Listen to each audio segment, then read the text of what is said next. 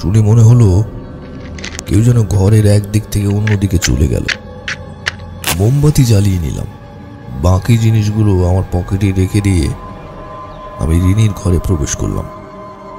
মোমবাতির অস্পষ্ট আলোতে ঘরের পরিস্থিতি দেখে খানিকটা বিস্মিত হলাম। দেখতে পেলাম নানান ধরনের দামি দামি আসবাবপত্র ঘরের এদিক থেকে ওদিকে ছড়িয়ে ছিটিয়ে পড়ে আছে। মেঝেতে যত্রতত্র ইঁটু কাটা, থালাবাটি ছড়ানো, সে এক বিশ্রী ব্যাপার। ঘরের দরজার পাল্লা দুটো ভেতর থেকে বন্ধ করে ছিটকিনি তুলে দিলাম। অনেকক্ষণ ঘরের এদিকে ওদিকে ভালো করে খুঁজে শেষে রিনিকে চোখে পড়ল। সে খাটের নিচে গুটি সুটি মেরে শুয়ে আছে। নখ দিয়ে মেঝেতে আঁচড় কাটতে কাটতে কি সব যেন বিড়বিড় করছে। আচমকাই যেন ওকে দেখতে পেয়ে আমার দিকে ভয়ঙ্কর দৃষ্টিতে চাইল। নমস্কার, আমি তপন, আর আপনি শুনছেন সানডে ক্লাসিক্যাল। সানডে ক্লাসিক্যালে আজ আপনারা শুনবেন প্রখ্যাত লেখক তন্ময় মুখার্জির কলমে এক রোমহর্ষক গল্প, বরেন্দার গল্পের ঠেক। আজ গল্পের সূত্রধার এবং গল্প পাঠে আমি তপন। বিভিন্ন চরিত্রে অভিনয় করেছেন রিতম, নর্মদা, হিমাদ্রি ও অরূপ। বিশেষ সহযোগিতায় ঋতুরায় স্টুডিও ও 62 FPS স্টুডিও।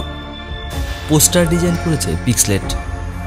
তাহলে চলুন শুরু করা যাক আজকের গল্প, তন্ময় মুখার্জির কলমে বরেন্দার গল্পের ঠেক।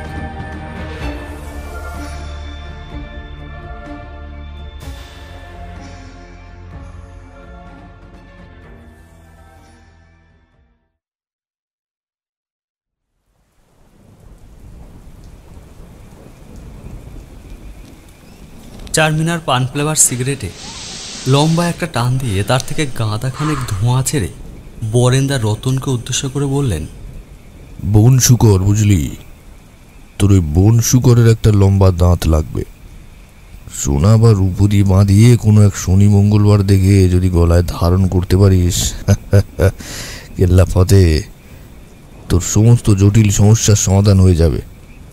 সিগারেট টানতে টানতে তার ছাই ফেলে আবারও তিনি বললেন, এ বরেন মুখার্জি তার 100% গ্যারান্টি দিচ্ছে, তুই আগের মতোই পুরো মাঠ দাপিয়ে খেলতে পারবি। কথাটা বলেই তিনি সিগারেটে আবার একটা লম্বা সুখ টান দিলেন। রতন বলল, বন শুকুরের দাঁত তো সেটা কোথায় পাবো বরেন্দা? আমাদের বাজারের ওই শ্রীহরি দশকর্মা ভাণ্ডার তা কি মিলবে? বরেন্দা তার এই কথায় দীর্ঘশ্বাস ফেলে বললেন, না রে, তোরা পারবি না। ও জিনিস পাওয়া এতটা সোজা নয়। জিনিসটি বড়ই দুষ্প্রাপ্য। মূলত গভীর জঙ্গল ছাড়া ও জিনিস চলতি বাজারে পাওয়া বড়ই মুশকিল। রতন হতাশ হয়ে বরেন্দাকে জিজ্ঞেস করল, তাহলে কোথায় পাবো? ও তুই পাবি না। এ তো আর ওই ম্যাথুর পাড়ায় ঘুরে বেড়ানো নোংরা আবর্জনা খাওয়া শুকর নয় যে গেলাম আর চট করে পেয়ে গেলাম। ও আমাকেই জোগাড় করে দিতে হবে। কথাটা শুনেই রতনের চোখে মুখে এতক্ষণ ধরে লেগে থাকা দুশ্চিন্তার মেঘটা খানিকটা যেন পাতলা হয়ে গেল। সে আনন্দে আতখানা হয়ে বলল, সত্যি বলছো? তুমি জোগাড় করে দেবে? দেব মানে? কি বলছিস তুই? দিতে তো হবেই। হাজার হোক তুই আমাদের ক্লাবের ফুটবল টিমের ক্যাপ্টেন, তাছাড়া 1 নম্বর ডিফেন্ডার বলে কথা। চিত্তরঞ্জন ক্লাবের সঙ্গে গত পরশু সেমিফাইনাল ম্যাচটা তোর জন্যই তো জিততে পেরেছিলাম। আর এইটুকু সামান্য উপকার তোর জন্য করবো না, বলিস কি? এদের পারস্পরিক কথাবার্তা শুনে রথিন বলল, কিন্তু সেদিন যে ফাইনাল ম্যাচটা আমরা গোহালা হারলাম এই রতনের জন্য, তা সেই বেলায়? বরেন্দা একটুখানি মর্মাহত কণ্ঠে বললেন, হ্যাঁ, সেটা অবশ্য ঠিক। এমনটা কিন্তু তোর থেকে একেবারে আশা করতে পারি না রে রতন। ফাইনালের দিন হাফ টাইমের পর তোর যে কি হয়েছিল কে জানে। বাকি ম্যাচটা কেমন যেন গা ঢিলে দিয়ে খেলে শেষে ডোবালি। অথচ এমনটা হওয়ার কথা ছিল না। তোর মতো এমন একজন দুর্ধর্ষ ডিফেন্ডার, যাকে কিনা আশেপাশের ক্লাবগুলোর সমস্ত ভালো ভালো প্লেয়াররা পর্যন্ত বরাবর তোয়াজ করে চলে, মাঝখানে দুর্ভেদ্য চীনের প্রাচীরের মতো রুখে দাঁড়িয়ে থাকিস, তোকে ফাঁকি দিয়ে বল গোলাবার সাধ্য কারুর তেমন থাকে না, তার কিনা এরকম খেলার ছিরি। ছ্যা। সেই সময় রথিন আবার বরেন্দার কথায় তাল মিলিয়ে বলল, সেদিন খেলার প্রথমার্ধে কত ভালোই না খেলছিলিস, আমাদের 1 আর ওদের 0, কিন্তু তারপর শেষে কিনা 4-4টে গোল হজম করালি। বরেন্দা বলল, ছাড়, ওকে এখন আর দুষে কোনো লাভ নেই, যা হওয়ার তা তো হয়েই গেছে। তবে যাই হোক, সেদিন বাড়ি ফিরে আসার পরে মনের মধ্যে কেমন একটা যেন সন্দেহ জেগে উঠেছিল জানিস। কেবলই ভাবছিলাম কিছু একটা ব্যাপার তো নিশ্চয়ই ঘটেছিল, যার জন্য ওর ওভাবে আমাদের হারতে হলো। এতক্ষণ কথাটা বলিনি, তবে এখন বলছি শোন। তোর মুখ চোখের লক্ষণ দেখে বুঝতে পারলাম কেউ তোর উপরে টুকটাক করেছে। কথাটা শুনেই রতন কেমন যেন হাওয়া ছাড়া বেলুনের মতো চুপসে গেল। সে বলল, টুকটাক মানে? বরেন্দা বললেন, তোর উপর কেউ যে বেশ কড়া ডোজের একটা টুকটাক করেছে তা বুঝতেই পারছি। আমি বললাম, বরেন্দা আবার গাঁজাখুরি গপ্প দিচ্ছে। বরেন্দা আমার উপর রেগে গিয়ে বললেন, গাঁজাখুরি গল্প যদি না হয় তাহলে এতগুলো বছরের জ্যোতিষ গণনা আর তন্ত্রশাস্ত্র জ্ঞান চর্চা সব নিচে হয়ে যাবে, বুঝলি? শ্যামল বলল, আরে বরেন্দা, তুমি হঠাৎ করে এমন রেগে যাচ্ছ কেন? তুমি তো জানোই ওই আর কি মারবার ওস্তাদ। বরেন্দা বললেন, রাখবো না তো কি, ও বরাবরই আমার তন্ত্রজ্ঞানকে গাঁজাখুরি গল্প বলে, অথচ ওর ধারণা নেই যে আমি যে কোনো ব্যক্তির ভবিষ্যৎ সম্পর্কে কি কি বলে দিতে পারি। তার প্রমাণ তো তোদের অনেকবার দিয়েওছি, এত তাড়াতাড়ি ভুলে গেলি? রথিন বলল, আরে বাবা, তোমার কথায় কি আমরা কখনো অবিশ্বাস করেছি নাকি? আসলে ব্যাপারটা হলো, আমাদের দলে তো এতগুলো প্লেয়ার থাকতে বেছে বেছে ওরা রতনের উপরে এসব করলো কেন? আমার এটাই হলো মূল প্রশ্ন। নিজের উত্তেজনা খানিকটা নিয়ন্ত্রণ করার পরে বরেন্দা বললেন, মগজে বুদ্ধি থাকলে ব্যাপারটা জলের মতো বুঝতে পারা যায়। রতন যে আমাদের টিমের মেরুদণ্ড, সেই কথা আশেপাশে সব ক্লাবের মানুষজনই জানে। আর মেরুদণ্ড ভেঙে যাওয়ার যদি ব্যবস্থা করা যায় তাহলে তো ওর কথাই নেই, ম্যাচটা একেবারে শত্রুপক্ষের হাতের মুঠোয়। আর এখানে সেটাই ঘটেছে। এবার বুঝতে পারলি তোরা? রথিন চিন্তিত স্বরে বলল, কথাটা ঠিক, তবে ধরে নি সেটাই যদি ঘটে থাকে তাহলে শুরুর দিকে রতন তো ভালোই খেলছিল, এই টুকটাকের ব্যাপারখানা ঘটালো কখন? বরেন্দা বললেন, আমার ধারণা হাফ টাইমের পর। আমার সন্দেহ ফাইনালের দিন হাফ টাইমের সময় আমাদের প্লেয়াররা যখন সাইড লাইনে বসে বিশ্রাম নিচ্ছিল, জল টল খাচ্ছিল, সেই সময় লক্ষ্য করেছিলাম চিত্তরঞ্জন ক্লাবের বুড়ো সেক্রেটারি মদন প্রামাণিক রতনের জেঁচে পড়ে লেমন সোডা খাওয়াচ্ছিল। আমার আন্দাজ ওই লেমন সোডার সাথে টুকটাক করা জল পড়া বা তেমনই কিছু একটা খাইয়ে রতনের খেলার পণ্ড করে দেওয়া হয়েছিল। এমন একটা কথা শুনে রতন বলে উঠল, হ্যাঁ হ্যাঁ, তুমি একেবারে ঠিকই বলছো বরেন্দা। ওই সোডা খাওয়ার পর থেকে আমার যে ঠিক কী হয়েছিল তা ঠিক বুঝতে পারছিলাম না। ওই বাটে নামতেই আমার হাত পা কেমন যেন অসাড় হয়ে গিয়েছিল, ঠিক করে দৌড়তেও পারছিলাম না। আর আমার আন্দাজ কখনো ভুল হয় না, এমন খুঁজখাচ অভিজ্ঞতা আমার তো আর কম নেই। এর আগেও এমন ঘটনা বহুবার আমার জীবনে ঘটেছিল। মূলত সেই কারণেই এই ব্যাপারটা নিয়ে আমি এখন সঠিক সিদ্ধান্তে পৌঁছাতে পারলাম। আর সেই কারণেই রতনের জন্য এমন এক বন শুকরের একটা দাঁত। বরেন্দার এই কথার মাঝখানে বাধা দিয়ে আমি বললাম, তাহলে তো তোমাকে আরও 10টা বন শুকুরের দাঁত জোগাড় করে আনতে হবে গো দাদা। বরেন্দা পুনরায় রেগে উঠে বললেন, কেন?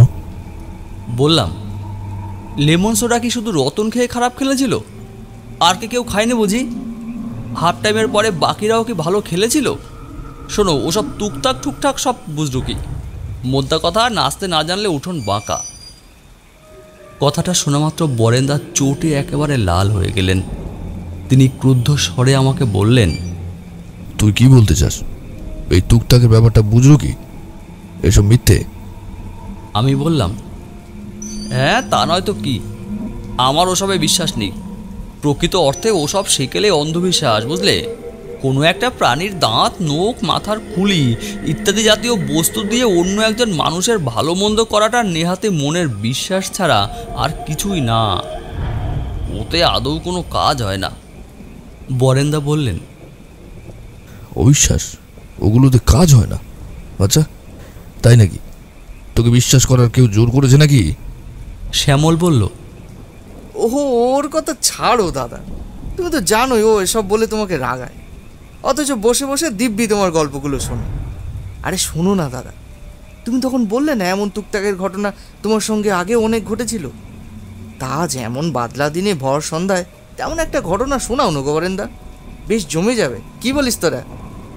আমি বাদে বাকি ছেলেপুলেরা বরেন্দাকে কাকুতি মিনতি জানাতে লাগলো। এদিকে বরেন্দা তখন নিজের উত্তেজনা সামাল দিতে পুনরায় একটা চারমিনার পান ফ্লেভার সিগারেট ধরিয়ে বললেন, সে বলে বলবো।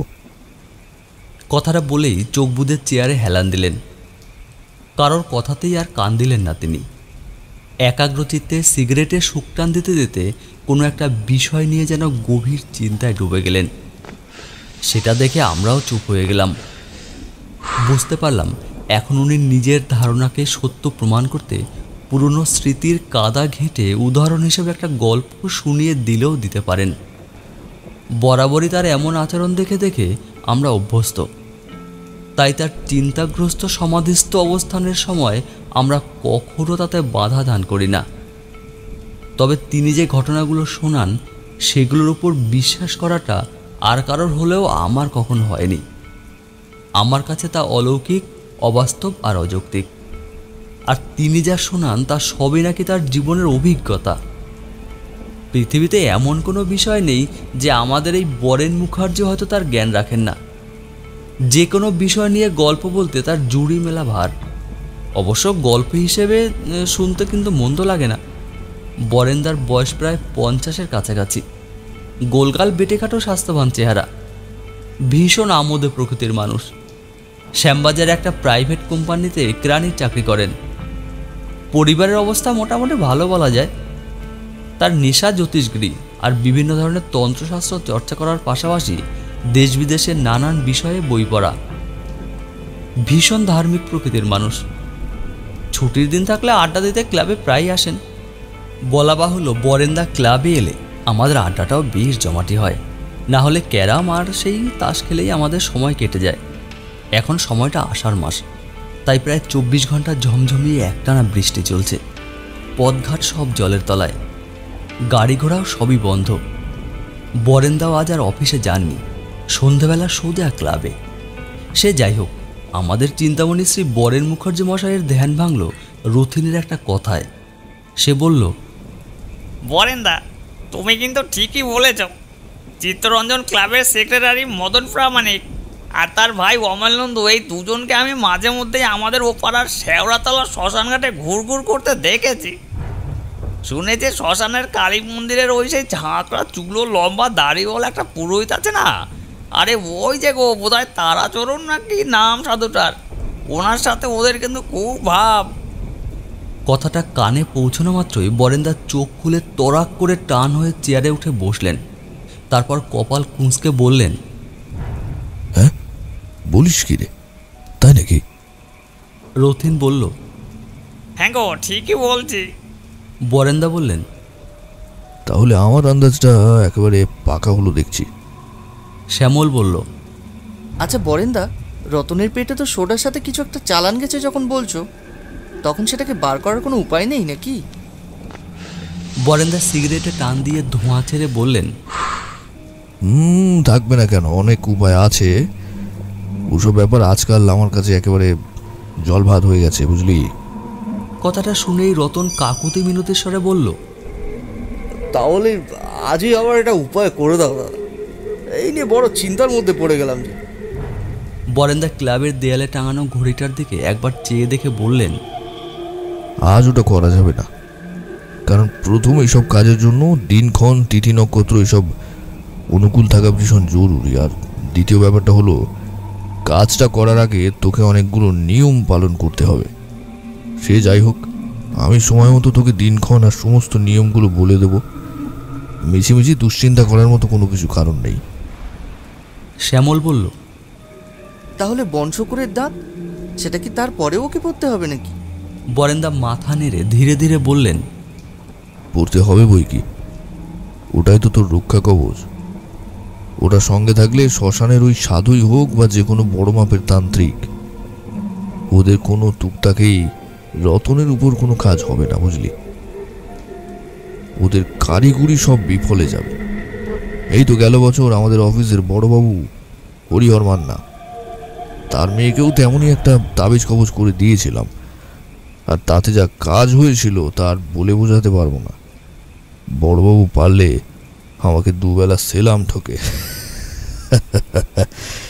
কেসটা অবশ্য খানিকটা রতনের মতোই, কিন্তু ব্যাপারটা ভীষণ সাংঘাতিক, ভয়ঙ্কর বললেও কম বলা হবে না। সে এক মারাত্মক ঘটনা, মনে করলে এখনো গায়ে কাঁটা দিয়ে ওঠে। কথাটা শুনেই বুঝতে পারলাম এইবার নিশ্চয়ই বরেন্দা সেই অযৌক্তিক গল্পটা শুরু হবে। বাকিরা তো ঘটনাটা শোনার জন্য যে যার মতো চেয়ার আর বেঞ্চি টেনে নিয়ে গিয়ে বসলো বরেন্দার একেবারে সম্মুখে। বাইরে তখন বৃষ্টির দাপট চলছে, মাঝে মধ্যে আকাশের বুকে চলছে বিদ্যুতের ঝলক। বরেন্দা বললেন, শোন তাহলে, অফিসের বড়বাবু হঠাৎ করে আমাকে একদিন তার কেবিনে ডেকে পাঠালেন। বেয়ারার মুখে শুনলাম খুবই নাকি আর্জেন্ট। যাই হোক, হাতে কাজ ফেলে ছুটলাম। আমি তার কেবিনেই ঢুকতেই দেখি তিনি আমাকে সামনের চেয়ার দেখিয়ে বসতে বললেন। আরে আসুন আসুন মিস্টার মুখার্জি, আসুন আসুন, কিছু মনে করবেন না, হঠাৎ করে আপনাকে তলব করলাম বলে। আমি বললাম, আরে না না, তাতে কি, কিন্তু ব্যাপার কি স্যার, হঠাৎ এমন জরুরি তলব, মানে আমার কাজের কোথাও? তিনি আমার কথায় মাথা দিয়ে লজ্জিতভাবে বললেন, আরে না না, তেমন কিছু ঘটেনি। আসলে ইদানিং একটা বড় সমস্যার মধ্যে পড়েছি। সে কথা কার কাছে যে বলবো তা ঠিক বুঝে উঠতে পারছি না। নিজস্ব ব্যাপার তো, তাই আর কি ভাবলাম যে আপনার কাছে বললে হয়তো আপনি বিষয়টা ভালো করে বুঝতে পারবেন। আপনি ব্রাহ্মণ মানুষ, পুজো আচ্চা করেন, তাছাড়া যতদূর শুনেছি আপনি তন্ত্র চর্চাও করেন, তাই আর কি। কথাগুলো শুনে একটুখানি অবাক হয়ে বললাম, হ্যাঁ তা একটু আধটু করি বটে, কিন্তু আপনার সমস্যাটা কি বলুন তো? বড়বাবু বললেন, আসলে সমস্যাটা হলো আমার মেয়ে রিনির। গত বৈশাখে সে 11তে পা দিয়েছে। কথাবার্তা পড়াশোনায় সে বেশ ভালো, শান্ত শিষ্ট, যথেষ্ট বুদ্ধিমতীও ছিল। কথাটা শোনা মাত্র আমি খানিকটা চমকে উঠে বললাম, হ্যাঁ ছিল মানে? ছিল মানে সে আর আগের মতো নেই। মূল ব্যাপারটা হলো হঠাৎ করে ওর কি যে হলো তা ঠিক কিছুতেই বুঝে উঠতে পারছি না। আমি একটু খুলেই বলি আপনাকে। এই হপ্তা দুয়েক আগের কথা শুনতে পেলাম রিনি নাকি ঘুম থেকে উঠে গভীর রাতে বিছানা থেকে নেমে বাইরের দিকে তাকিয়ে কার সাথে যেন ভিড় করে কথা বলতো। দেখুন, স্লিপ ওয়াকিং মানে ওই ঘুমের ঘোরে হাঁটা চলা রোগটা অনেকেরই থাকে। সঠিক চিকিৎসা করালে ধীরে ধীরে তা ঠিকও হয়ে যায়। এই ব্যাপারটা নতুন কিছু নয়, কিন্তু রিনির ক্ষেত্রে ব্যাপারটা হলো বড়ই অদ্ভুত। মাঝরাতে আচমকাই জেগে উঠে অজানা কারোর সাথে কথা বলাটা আবার কি রোগের লক্ষণ তা আমি জানি না। আমার মতে ওটা ছিল একটা স্নায়ুবিক রোগ, তাছাড়া আর কিছুই আমি ভাবতে পারিনি। পড়াশোনার চাপ বা অন্য কোনো কারণ হতেই পারে, কিন্তু রিনির ক্ষেত্রে এমন হওয়াটা মানতে পারছিলাম না। যাই হোক, বাড়ির সকলের সঙ্গে সলা পরামর্শ করে ওকে ভালো একজন সাইকিয়াট্রিক দেখালাম, তো তাতে কোনো লাভ হলো না। জানেন, রিনি যে কে সেই বাচ্চা মেয়ে, তাই এই বয়সে কড়া ডোজের ওষুধও ডাক্তার দিতে চাইলেন না। একদিন আমি নিজে ব্যাপারটা প্রত্যক্ষ করতে রাতে রিনি যখন অমন করছে খবর পেলাম, তখন ছুটে গেলাম ওর ঘরে। দেখলাম রিনি জানলার সামনে দাঁড়িয়ে বাইরে অন্ধকারের দিকে চেয়ে কার সাথে যেন কথা বলছে। কি বলছে তা ঠিক বুঝে উঠতে পারলাম না, তবে জানালার সামনে গিয়ে বাইরে টর্চের আলো ফেলে ভালো করে দেখেছিলাম। আশ্চর্যের ব্যাপার হলো বাইরে কেউ কিন্তু ছিল না। তাছাড়া অত উপরে দোতলার জানালার বাইরে কেই বা দাঁড়িয়ে থাকবে? দোতলার জানালার বাইরে সে তো অসম্ভব, তাই না? সেখানে একটা প্রকাণ্ড কদম ফুলের গাছ ছাড়া আর কিছুই তো নেই। আর জানালাটা পশ্চিম দিকে, সেই গাছটাও আমার বাড়ির পিছন দিকে, বুঝলেন? ওকে জিজ্ঞেস করেছি কিন্তু ও কোনো জবাব দেয়নি। সে যাই হোক, তার দিন কতক পর থেকেই ওর চোখে ঘুম নেই, নাওয়া খাওয়া নেই। দিনকে দিন ওর শরীরটা কেমন যেন শুকিয়ে একেবারে হাড় গিলে হয়ে গেল। সবচেয়ে আশ্চর্যের ব্যাপার কি জানেন? ওর মতো একজন কিশোরী মেয়ের কণ্ঠস্বর ধীরে ধীরে একজন প্রায় মধ্যবয়সী মহিলার কর্কশ গলায় বদলে গিয়েছে। আর তার সে কি ভয়ঙ্কর কণ্ঠস্বর, যা শুনলে বুকের ভেতর কাঁপুনি ধরে যায়। বুঝতে পারছি, তারপর বলে যান। বড়বাবু বলে চললেন, ওর চোখ দুটো দেখেছি, আগুনের ভাঁটার মতো লাল উজ্জ্বল বর্ণ হয়ে গেছে। মাঝে মধ্যে সে প্রচণ্ড রেগে গিয়ে চিৎকার করে উঠছে, ঘরের সমস্ত আসবাবপত্র ছুঁড়ে ফেলে দিচ্ছে, ভাতের থালা উল্টে ফেলে মেঝে থেকে ভাত মুঠোয় করে নিয়ে গোগ্রাসে খাচ্ছে। আর মাঝে মধ্যেই সে বলছে,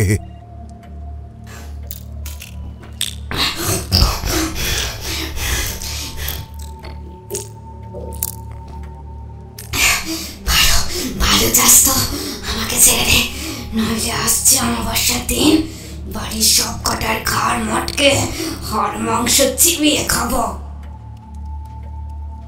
অথচ আমি যদ্দূর জানি রিনির মতো অমন একটা শান্তশিষ্ট কিশোরী মেয়ের পক্ষে এমন হিংস্র হয়ে ওঠা, তার উপর এইসব বলা, এ একেবারে অসম্ভব। তাছাড়া ওর ঘরের ভিতরটার বর্তমানে যে কি ভয়ঙ্কর পরিস্থিতি তা আপনাকে ভাষায় বলে বোঝাতে পারবো না।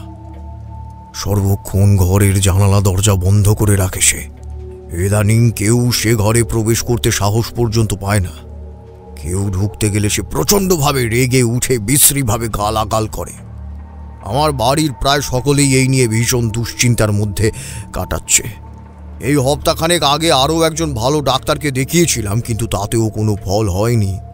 এমনকি তাদের দেওয়া কোনো ওষুধেই কোনো কাজ হচ্ছে না। রিনিকে সর্বক্ষণ দেখভালের জন্য আরতিদি বলে একজন বৃদ্ধ মহিলা আছেন। তিনি বলছেন ওকে নাকি ভূতে ধরেছে। এর জন্যে ভূতের ওঝা দরকার, নইলে রিনি কখনো ঠিক হবে না। ওসব ডাক্তার ফাক্তার বুদ্ধির কাজ নয় এটা। বৃদ্ধার মুখে এমন অদ্ভুত কথা শুনবার পর বাড়ির প্রায় সকলেরই আরও যেন ভয়ে একেবারে আতঙ্কগ্রস্ত হয়ে গেছে। আমার স্ত্রী আবার এইসবের ওপর ভীষণ বিশ্বাস করেন। সে গেলে ধরনের মানুষ কিনা, ভূতের ব্যাপারে তারও ওই একই মত। কিন্তু আমি তো এই সব ব্যাপার একেবারেই পছন্দ করি না। আমাকে সে বলেছে যত তাড়াতাড়ি সম্ভব হয় তুমি একজন ভালো কোনো ভূতের ওঝা যেখান থেকে পারো ডেকে নিয়ে রেনিকে বাঁচাও। এখন আমি তো পড়েছি মহা ফাঁপড়ে। ভালো ওঝার সন্ধান কোথায় পাবো বলুন তো? এইসব তো আমি ঠিক জানি না। মতাবস্থায় আপনার সন্ধানে যদি ভালো কোনো... ওনার কথা শেষ করতে না দিয়ে জিজ্ঞেস করলাম, ব্যাপারটা ঠিক কবে থেকে ঘটেছে? বড়বাবু খানিকক্ষণ মনে করে নিয়ে বললেন, আমার যদ্দূর মনে পড়ছে এই ভাদ্রের শুরুর দিকেই হবে বোধ হয়। আমি বললাম, আজ আর ভাদ্রের প্রায় শেষ সপ্তাহ চলছে, বেশ অনেকটা সময় পেরিয়ে গেছে দেখছি। অবশ্য যা বললেন তাতে মনে হয় আমাদের হাতে এখনো কিছুদিন সময় আছে। সময় আছে মানে? চিন্তা করবেন না, আশা করি সব ঠিক হয়ে যাবে। ঠিক হয়ে যাবে মানে আপনি ঋণীর ব্যাপারটা বুঝতে পেরেছেন? আপাতত কয়েকটা আন্দাজ করতে পেরেছি, তবে আপনার মেয়ের বর্তমান পরিস্থিতি কেমন না দেখলে কিছুই বলা যাবে না স্যার। আন্দাজেই বলুন না কি হয়েছে ঋণীর। সেই কথা পরে বললে হয় না স্যার? তবে আপনার বাড়ির সেই বৃদ্ধা আরতিদি কথাটা কিন্তু ভুল বলেননি, এইটুকু আপাতত বলতে পারি। হ্যাঁ, আপনি কি বলছেন? ঠিকই বলছি। এখন আপনি যদি অনুমতি দেন তাহলে আপনার মেয়ের ব্যাপারটা আমি কি একবার দেখতে পারি? আপনি দেখবেন? মানে আপনি ওই কি বলে ঝাড় ফুঁক না কি বলে এইসব করতে জানেন আপনি? জানি বই কি, তবে ঝাড়ফুঁক নয়, এইসব ব্যাপারে আমার নিদার অন্যরকম। তা সে একবার পরখ করে আশা করি নিরাশ হবেন না, এটুকু কথা দিতে পারি। কেবল আমার উপর ভরসা রাখবেন স্যার। বড়বাবু আমার কথা শুনে ভীষণ খুশি হলেন, বললেন, না ভরসা তো আছেই, সে কারণেই তো সমস্তটা আপনাকে খুলে বলা। যাক, ভালোই হলো। এক কাজ করুন না, আপনি আজই না হয় আমার বাড়িতে চলুন। মাত্র মিনিট 15 তো পথ, আপনাকে আমি আমার নিজের গাড়িতে করে নিয়ে যাব। এর জন্য আপনি যা পারিশ্রমিক চাইবেন আমি তাই দিতে রাজি আছি। আপনি কেবল আমার মেয়েটাকে একবারটি দেখুন, ওরই সুস্থতার জন্য আপনার যা করতে হয় আপনি করুন।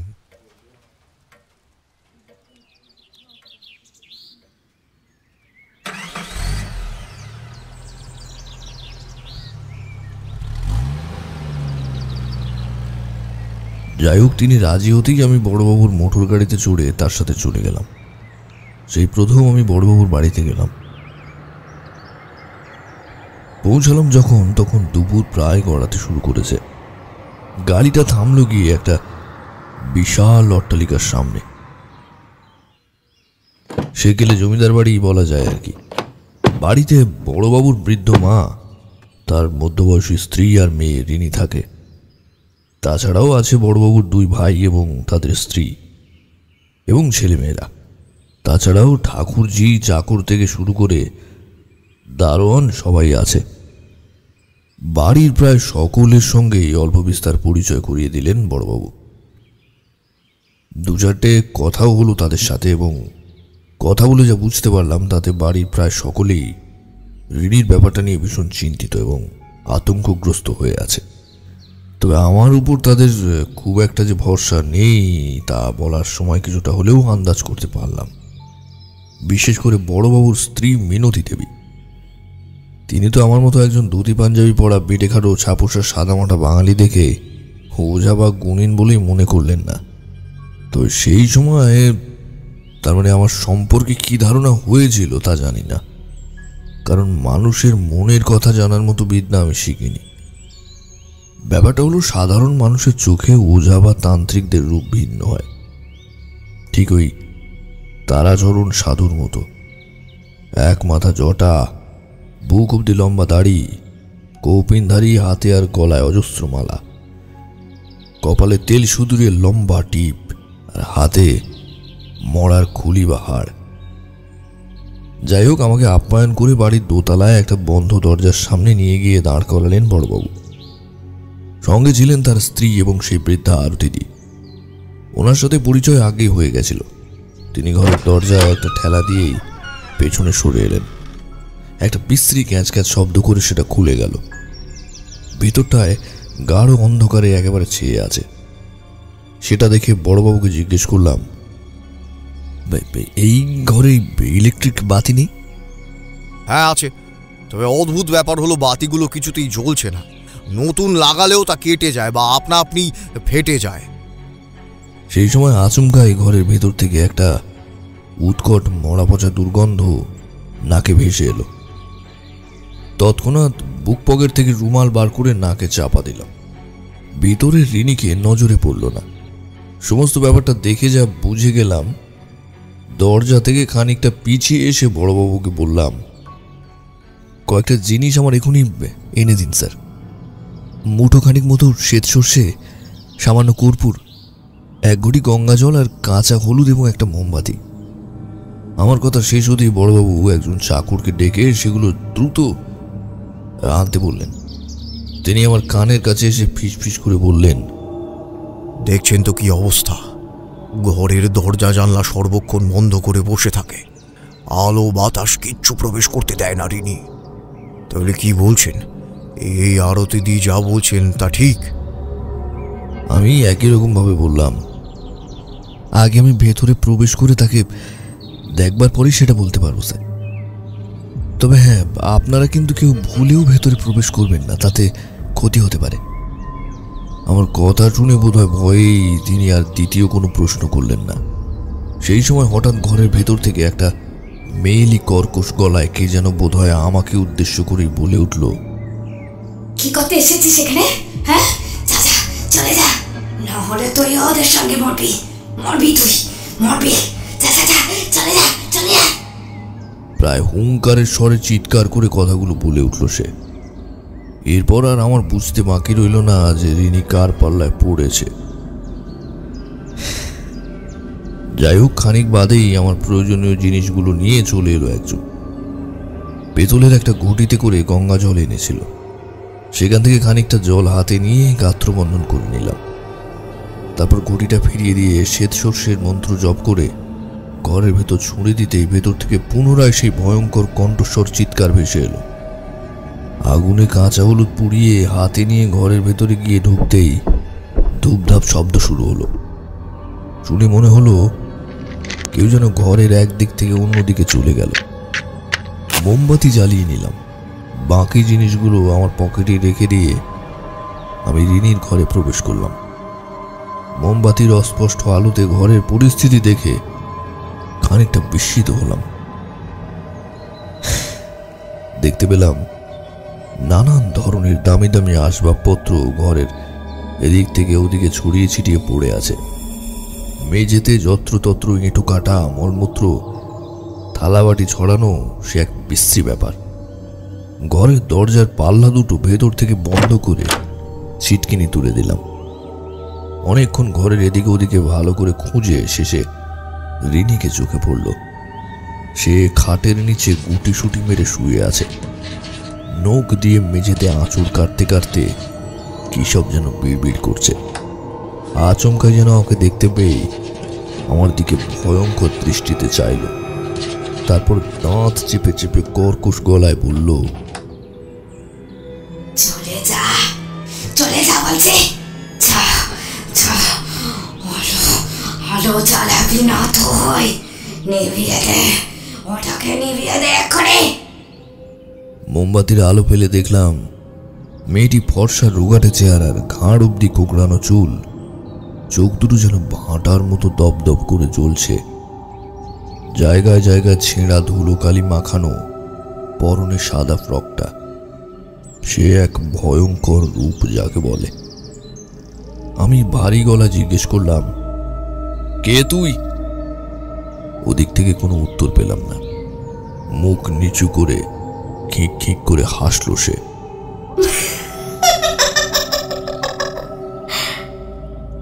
পুনরায় জিজ্ঞেস করলাম, তুই এই মেয়েটিকে মিছিমিছি কেন এভাবে কষ্ট দিচ্ছিস? কি চাস তুই? এরও কোনো জবাব পেলাম না, কেবল সেই বিশ্রী হাসিটুকু ছাড়া। ওর এমন আচরণ দেখতে পেয়ে বেশ ধমকের গলায় বললাম, তুই বেরিয়ে আসবি নাকি নাকি জব করার সর্ষে তোর গায়ে এক্ষুনি আমি ছিটিয়ে দেব? বেরিয়ে আয় বলছি।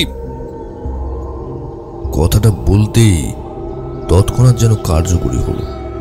একটা সরীসৃপ প্রাণীর মতো উবু হয়ে বুকে ভর দিয়ে সে অতি দ্রুত বেগে বেরিয়ে এলো খাটের নিচ থেকে। তারপর খাটের উপরে এক লাফে চড়ে বসে আমার দিকে হিংস্র দৃষ্টিতে চেয়ে থেকে বলল, আলো সরা, আলোটা সরা বলছি না। কে তুই? কে চাস? আমি হাতে ধরে থাকা মোমবাতিটা খানিকটা সামনে ধরতেই সে মুখ বেঁকিয়ে দুই হাঁটুর মাঝখানে মুখ আড়ার করলো। আমি বললাম, আগে আমার প্রশ্নের উত্তরগুলো দে, তারপর আমি সেটা বলবো। বলবো না। কি করবি তুই? ও তাই নাকি? তাহলে তুই বলবি না? বেশ, তাহলে এই নে। কথাটা বললাম পকেট থেকে খানিকটা শ্বেত সর্ষে মুঠোয় করে নিয়ে তাতে কাল ভৈরবের মন্ত্র 3 বার বিড়বিড় করে বলে ছিটিয়ে দিলাম ওর গায়ে। আর তার পর মুহূর্তে তীব্র আর্তনাদ করে খাটের উপর থেকে শুয়ে পড়ে এসে গায়ে আগুন লাগার মতো ছটফট করতে লাগলো আর চিৎকার করে বলতে লাগলো, বলবো, বলবো, সব বলবো। আমি হইববতী, হিজল ডোবায় আমার বাড়ি ছিল। স্বামীর অত্যাচার সহ্য করতে না পেরে 10 বছর আগে বাড়ির কাছে এই পুকুর ধারের একটা পাকুর গাছের ডালে আমি গলায় দড়ি দিয়ে মরেছিলাম। আমি বললাম, তারপর এখানে এলি কেন? সে একইভাবে ছটফট করতে করতে বলতে লাগলো, সেখানেই ছিলাম, কিন্তু এই মাসখানেক আগে একজন সাধু সেই গাছের যে ডালে আমি গলায় দড়ি দিয়েছিলাম সেই ডালটা কেটে এনে আমার নিজের কাছে বেঁধে রাখে। তার কয়েকদিন পরেই এই বাড়ির ছোট গিন্নি মাধুরী সেই সাধুর কাছে গিয়েছিল। সে আমার ওই সাধুর কাছ থেকে গাছের চালে মন্ত্র বন্ধন করে এই বাড়িতে নিয়ে আসে। তারপর ওই চাল এই মেয়েটিকে পায়েসের সাথে বেটে খাইয়ে দেয়। সেই থেকেই তো আমি এই মেয়েটির মধ্যে বাস করতে বাধ্য হয়েছি। আমায় ছেড়ে দিন, আমায় আপনি ছেড়ে দিন। কথাগুলো বলতে বলতে সে ছটফট করতে লাগলো। এইসব কথা শুনে আমি তো প্রায় হতবাক হয়ে গেলাম। যা শুনলাম তাতে বুঝতে আর অসুবিধা হলো না যে এই বাড়ির ছোট গিন্নি তাহলে এইসবের জন্য দায়ী। তখন মনে পড়ল, মাধুরী দেবী পাতলা রোগাটে চেহারার ভদ্রমহিলা, শ্যামবর্ণ, কাঁধে লম্বা বিনুনি করা চুল, মোটামুটি সুন্দরী বলা চলে তাকে। তার কথাবার্তায় যে ধূর্ততা লুকিয়ে আছে তা তখন কেন খেয়াল করতে পারেনি কে জানে। অবশ্য পরিচয় করার সময় সামান্য কথা বলার সময়ও ছিল সংক্ষিপ্ত, সেই কারণে হয়তো ব্যাপারটা লক্ষ্য করিনি। অথচ বাড়ির সকলের সঙ্গে যখন কথা হলো তখন এই মাধুরী কত নাটকই না দেখালো। রেনির জন্য তার হৃদয় যেন একেবারে ভেঙে দুটুকরো হয়ে গেছে। সেই সময় তার চোখের খানিকটা জলও দেখেছিলাম বোধহয়। ওগুলো তাহলে সব তার নাটক ছিল। বড়বাবু ও বাড়ির আর কেউ ব্যাপারটা তাহলে জানেই না দেখছি। মেয়েটি কি তাহলে এখন চক্রান্তের শিকার নাকি? কারণ আমি এর আগেও অনেকগুলো ঘটনার ক্ষেত্রে দেখেছি এসব প্রতিহিংসা মেটাতে অনেকেই এমনটা করে থাকে। যাই হোক, ব্যাপারটা নিয়ে পরে ভাবলেও চলবে, আগে রিনিকে সুস্থ করা যাক। এই ভেবে আমি তাকে পুনরায় প্রশ্ন করলাম, এখন বল, তুই এই মেয়েটিকে ছেড়ে যাবে কিনা? প্রত্যুত্তরে সে বলল, চলে যাব, কিন্তু কথাটা বলি সে থেমে গেল। বললাম, বুঝতে পেরেছি, তুই তো শরীরে বাঁধা পড়ে আছিস। তাহলে দাঁড়া, এখনই আমি তোর ব্যবস্থা করে দিচ্ছি। কথাটা বলি হাতে থাকা মোমবাতিটা ঘরের এক কোণায় রেখে ফিরে এসে খাটের উপরে উঠে বাঁ হাত দিয়ে রিনির মাথা চেপে ধরে চিৎ করে শুইয়ে দিলাম বিছানায়, আর ডান হাতের 2 আঙুল ঢুকিয়ে দিলাম তার মুখের ভেতর। গলার কাছে আঙুল প্রবেশ করানোর সাথে সাথেই সে তীব্র ধারায় বমি করতে শুরু করলো। সমস্ত বিছানা ভাসিয়ে দিল বমি করে। ওর পেটের ভেতর থেকে যেন এক বালতি কালো কাদা বেরিয়ে এলো। এসব অবশ্য আমার পরিচিত দৃশ্য এবং আমার তাতে ঘৃণাও লাগে না। যাই হোক, এর পর মুহূর্তে রিনি লুটিয়ে পড়ল বিছানায়। কাজটা শেষ করে খাট থেকে নামতেই বাইরে থেকে বড়বাবু আর তার স্ত্রী সমেত বৃদ্ধা আরতি দিয়ে ভেতরে কি হচ্ছে সেটা জানতে চেয়ে দরজা ধাক্কাতে লাগলো। শুনতে পেলাম বড়বাবুর স্ত্রী উদ্ভ্রান্তের মতো জিজ্ঞেস করলেন, রিনি, রিনি, রিনি, আমার রিনিমার কি হয়েছে? হ্যাঁ, দয়া করে দরজাটা খুলুন, খুলুন দরজাটা। এই সাথে বড়বাবুকেও প্রায় একই কথা বলতে শোনা গেল। আমি দরজার কাছে খানিকটা এগিয়ে গিয়ে উচ্চ স্বরে তাদের সহানুভূতির স্বরে বললাম, আপনারা আরেকটুখানি সময় ধৈর্য ধরুন, রিনি ঠিক হয়ে গেছে, আর চিন্তা নেই। সময় হলে আমি আপনাদের এই ঘরে প্রবেশ করার অনুমতি দেব, কিন্তু এই মুহূর্তে নয়। আর একটুখানি কাজ বাকি আছে, একটু সময় দিন। কথাগুলো বলতেই বাইরে থেকে তাদের আর কোনো সাড়া শব্দ পাওয়া গেল না। আমি এগিয়ে গিয়ে ঘরের কোণ থেকে মোমবাতিটা হাতে নিয়ে বিছানার উপরে কালো কাদা জল খানিকটা সময় ধরে ঘেঁটে শেষে খুঁজে পেলাম একটা গাছের সামান্য ছালের অবশিষ্টাংশ। সেটাকে আমার 2 আঙুল ধরে হাতের তালুতে নিয়ে বিছানায় রেখে চোখ বন্ধ করে লুটিয়ে পড়া রিনিকে জিজ্ঞেস করলাম, এই কারণে তুই যেতে পারছিলি না, তাই তো? জবাবটা কিছু সময় পরেই পেলাম, তবে তখন খুবই ক্ষীণ কণ্ঠস্বরে সে কোনো রকমে বলল। এগিয়ে গেলাম পশ্চিম দিকের জানলার ধারে, পাল্লা দুটো খুলে দিলাম। বাইরে তখন সন্ধ্যের অন্ধকার ঘন হয়েছে। একটা গাছের ডাল জানলার প্রায় কাছেই নজরে পড়ল। পেছন ফিরে বললাম, এবারে যা, তোকে ছেড়ে দিচ্ছি, আর কখনো তুই এমুখো হবি না। আর হ্যাঁ, যাওয়ার সময় এই গাছটার একটা মোটা ডাল ভেঙে দিয়ে চলে যাস, তাহলেই বুঝবো তুই চলে গেছিস। কথাটা বলেই তালু থেকে সেই গাছের ছালটাকে ঘরের মেঝেতে রেখে তাতে খানিকটা কর্পূর ছড়িয়ে দিয়ে মোমবাতির আগুনের সামান্য ছোঁয়াতেই সেটা দাও দাও করে জ্বলে উঠল। আর সাথে সাথেই রিনির শরীরটা একটা তীব্র চিৎকার করে কয়েক হাত শূন্যে উঠে গেল। পর মুহূর্তে জানলার পাল্লা দুটো দমকা হাওয়ায় যেন নড়ে উঠল।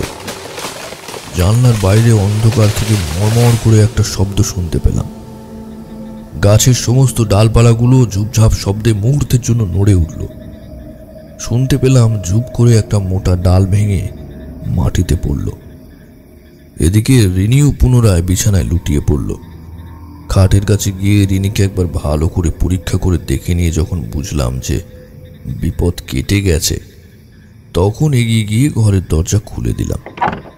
দেখলাম বড়বাবু এবং তার স্ত্রী আতঙ্ক মাখা দৃষ্টিতে আমার দিকে চেয়ে আছেন। তাদের মুখে কোনো কথা নেই।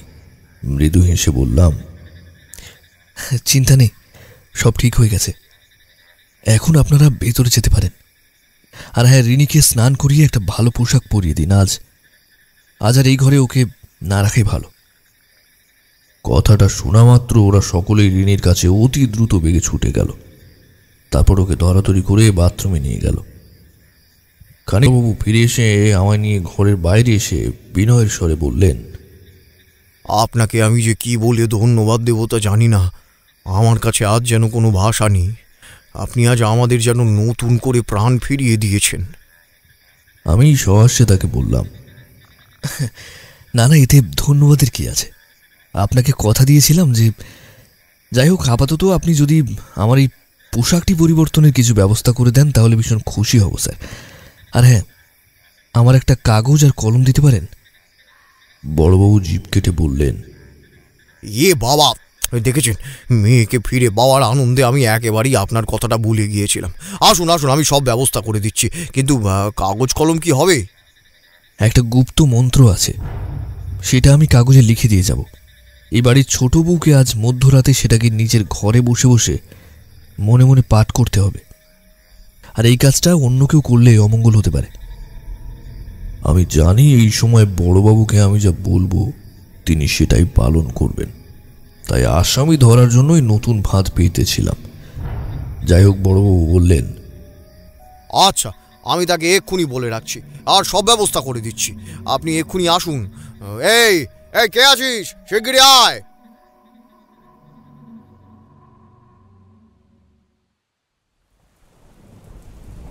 সবই তো বুঝলাম বরেন্দা, কিন্তু এটা বুঝতে পারলাম না যে তুমি কি করে বুঝলে ওই রিনি নামের মেয়েটির পেটে গাছের ছালটা তখনও ছিল, যে কারণে হৈমবতীর ভূতটা বাধা পড়েছিল আর কি।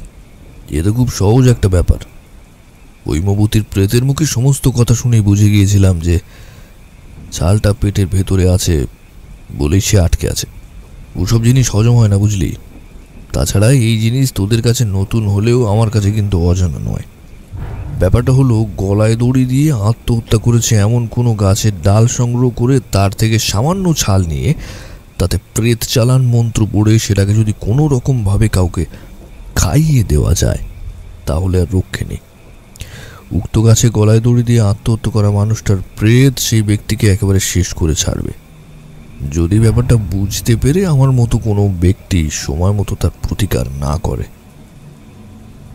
এইসব ব্যাপার কারোর সঙ্গে ঘটতে থাকলে ধীরে ধীরে সেই মানুষটি আচার আচরণ বদলে যায়, এমনকি কণ্ঠস্বরেও ভিন্নতা দেখা দেয়, ঠিক রেনির মতো, বুঝলি। বাপ রে, কি মারাত্মক! তারপর কি হলো বরেন্দা? বাড়ির ছোট গিন্নির ব্যাপারটা তাহলে শেষকালে সবাইকে জানালে? এবার সেই কথাই বলছি, শোন। সব কিছু মিটে যাওয়ার পর আমি পোশাক পাল্টানোর পরে বাড়ির দোতলায় আমায় একটা ঘরে খানিকক্ষণ বিশ্রামের জন্য থাকতে দিয়েছিল। সেই সময় ঘরের খাটে বসে কাগজে মাধুরী দেবীকে উদ্দেশ্য করে যা লিখেছিলাম তা খানিকটা এরকম। শ্রীমতী মাধুরী দেবী, আপনি রিনির সাথে যে চরম ঘৃণ্য কাজটি করেছেন তার আমি সমস্তটা জানতে পেরেছি। রিনিকে আপনি পায়েসের সাথে যা খাইয়ে ওকে মৃত্যুর হাতে সঁপে দেওয়ার চেষ্টা করেছিলেন, আজ তা আমি ব্যর্থ করেছি। আমি চাইলে বড়বাবুর কাছে আপনার নাম বলে দিতে পারতাম, কিন্তু মানুষকে আরও একবার ভালো মতো বাঁচার সুযোগ আমি দিয়ে থাকি। তাছাড়া আপনার ঘরের ওই ছোট্ট শিশু আছে, মনে করুন তার উপর সদয় হয়েই আমি আপনার নামটা এবং আপনার সমস্ত ঘৃণ্যকৃত কর্মের সকলের কাছ থেকে আড়াল করতে বাধ্য হলাম। আমি জানি না রিনির উপর আপনার প্রতিহিংসার কারণ কি, এবং জানতেও চাই না। তবে এটুকু মনে রাখবেন, পরের ঘরে আগুন দিলে নিজেকেও একদিন সেই আগুনেই পুড়ে মরতে হয়। তাই আশা করব ভবিষ্যতে এমন কাজ আপনি আর কখনো করবেন না। ভালো থাকবেন। ইতিশ্রী বরেন মুখার্জি। লেখাটা শেষ করে ভাঁজ করলাম, তারপর বুক পকেটে ঢুকিয়ে বড়বাবুর সঙ্গে দোতলা থেকে নেমে বাড়ির একতলার বৈঠকখানায় গিয়ে বসলাম। আমার আপ্যায়নে চা, কাটলেট আর নানান রকমের ফল মিষ্টির আয়োজন করেছিলেন তিনি। জিজ্ঞাসা করলাম, রিনি এখন ঠিক আছে তো? হ্যাঁ, এখন ওর মায়ের কাছে আছে। চায়ে চুমুক দিয়ে তিনি জিজ্ঞেস করলেন, আচ্ছা, রিনির কি হয়েছিল সেটা কি কিছু বুঝতে পারলেন? তাছাড়া পিছন দিকের সেই কদম ফুলের গাছটার একটা মোটা ডাল বিনা বাতাসে হঠাৎ করেই ভেঙে পড়েছে বলে শুনলাম। বেশ আশ্চর্য হচ্ছে, কি ব্যাপার বলুন তো? আর কি একটা মন্ত্র লেখা কাগজ দেবেন বলছিলেন যে?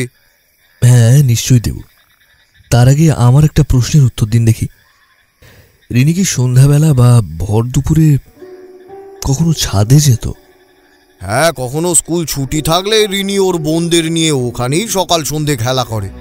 মানে আমার মেজো ভাই ওই জয়দেবের 2 মেয়ের সঙ্গে। কেন, তাতে কি হয়েছে?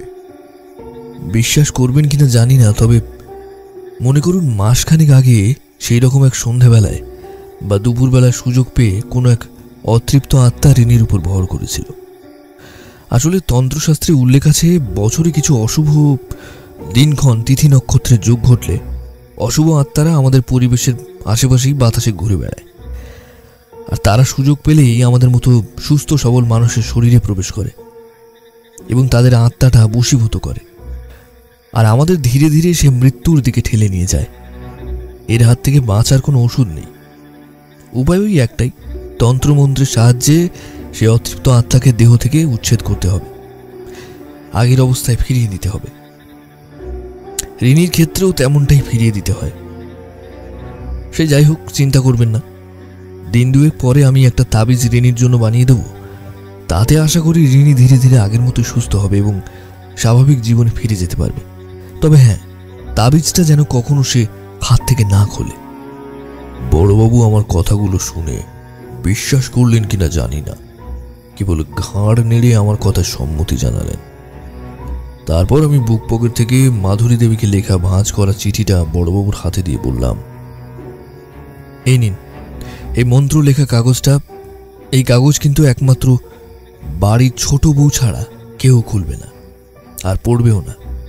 মনে আছে তো কথাটা? বড়বাবু আমার হাত থেকে কাগজটা নিয়ে বললেন, হ্যাঁ হ্যাঁ, সব মনে আছে। আর এই নিন আপনার। কথা বলেই তিনি আমাকে তার পকেট থেকে 5টা 100 টাকার নোট বার করে আমার হাতে গুঁজে দিয়ে বললেন, এই হলো আপনার দক্ষিণা ঠাকুর মশাই। আপনি যে আমাদের কি উপকার করলেন তা আপনি নিজেও জানেন না। সে যাই হোক, এরপর সেই বাড়ির সকলের প্রশংসায় পঞ্চমুখ হয়ে বাড়ি ফিরলাম। তার 2 দিন পরেই রিনির জন্য একখানা তাবিজ করে বড়বাবুকে অফিসে গিয়ে দিয়েছিলাম। আর বড়বাবু একখানা ভাঁজ করা কাগজ আমার হাতে ধরিয়ে দিয়ে বললেন, এই চিঠিটা নিন। এটা আমার ভাইয়ের বউ মাধুরী আপনাকে দিতে বলেছিলেন। রিনি যে আপনার দয়ায় সুস্থ হয়েছে তারই ধন্যবাদ জ্ঞাপনপত্র বোধ হয়। চিঠির কথাটা শোনার পরেই তখনই খানিকটা আন্দাজ করে পেরেছিলাম যে ওতে কি লেখা থাকতে পারে। তবে তার সাথে যে রিনির প্রতি হিংসার কারণটাও লেখা থাকবে তা ধারণা আমার ছিল না। যাই হোক, সেই চিঠি নিয়ে নিজের টেবিলে ফিরে এসে সেটাকে খুলে দেখলাম তাতে লেখা আছে, শ্রদ্ধেয় মহাশয়, আপনার কাছে আমি চিরকাল কৃতজ্ঞ হয়ে থাকব। রিনির প্রতি আমি যে জঘন্য কাজটি করেছি তা ক্ষমারও অযোগ্য। এর জন্য আমার কঠিন থেকে কঠিনতর শাস্তির প্রয়োজন ছিল।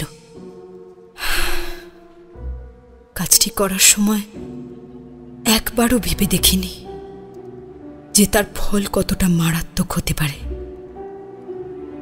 প্রতিহিংসার আগুনে তখন জ্বলছিলাম।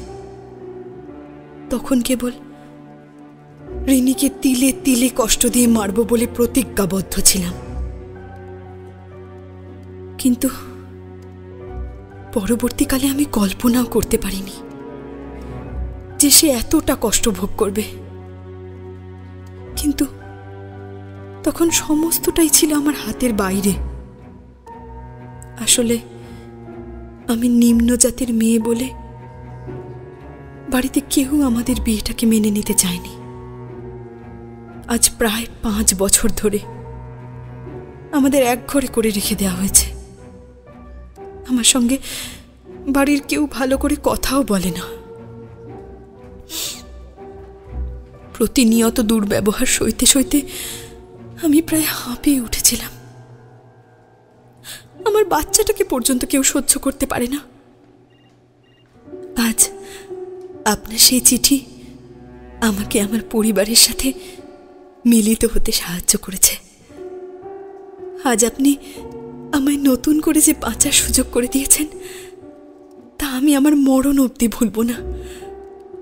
আজ পরিবারের সকলে জানে যে যাকে তারা নিচু জাত বলে এতদিন এক ঘরে করে দূরে সরিয়ে রেখেছিল, আজ আজ সেই মেয়েটাই রিনির মঙ্গল কামনায় ব্রত পালন করেছে এবং সে সুস্থ হয়েছে। বিশ্বাস করুন, আজ আমি ভীষণ খুশি। চিঠিতে মনের সব কথা বলতে পারলাম না, তবে অনুরোধ রইল আপনি একটা দিন আমায় আপনার পদচরণ দুটিকে সেবা করার সুযোগ করে দেবেন। ভালো থাকবেন। ইতি মাধুরী। যাই হোক, চিঠি পড়া শেষ করে মনে মনে ভারী খুশি হলাম। ভাবলাম যাক, দুদিকেই সমতা রক্ষা করা গেছে। যাই হোক, তারপর থেকে আজ অব্দি যে রিনির কোনো রকমের সমস্যা হয়নি তা মাঝে মধ্যেই বড়বাবুর কাছ থেকে খোঁজ খবর নিয়ে জানতে পারি। এতটা পর্যন্ত বলে বরেন্দা চেয়ার ছেড়ে উঠে ঘড়ি দেখে বললেন, অনেক রাত হয়ে গেছে রে, চলি। আসছে রোববার পুনরায় আসবো। রতন বলল, আর আমার ব্যাপারটার কি হবে বরেন্দা? ক্লাবের বাইরে গিয়ে ছাতা খুলে বরেন্দা বললেন, চিন্তা করিস না, তোকে সময় মতো ডেকে নেব একদিন। তুই নিশ্চিন্তে থাক রতন।